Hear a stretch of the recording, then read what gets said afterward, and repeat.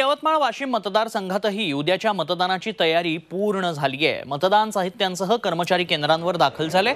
मतदान केंद्रावर पोलिसांचा कडक बंदोबस्त तैनात करण्यात आलाय। आढावा घेतला आमचे प्रतिनिधी गणेश मोहोळ यांनी।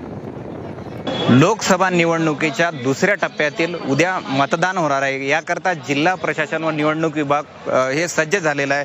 आपण बघू शकतो की येथे वाशिम यवतमाळ आणि अकोला लोकसभा मतदारसंघाच्या मतदान प्रक्रियेला उद्या सकाळी 7 वाजल्यापासून सुरुवात होणार आहे।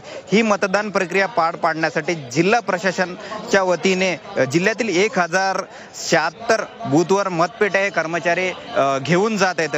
जिल्ह्यातील मतदारसंघातील निवडणूक प्रक्रियेला 7,719 अधिकारी कर्मचारी यांची नियुक्ती करण्यात आलेली आहे। वाशिम जिल्ह्यात एकूण 9,79,237 मतदार हे आपला मतदानाचा हक्क उद्या सकाळी 7 वाजल्यापासून बजावणार आहेत।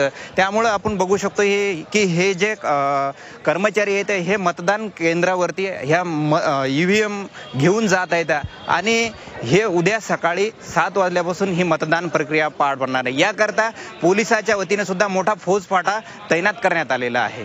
Ganesh Mohol, Zee Media, Washim.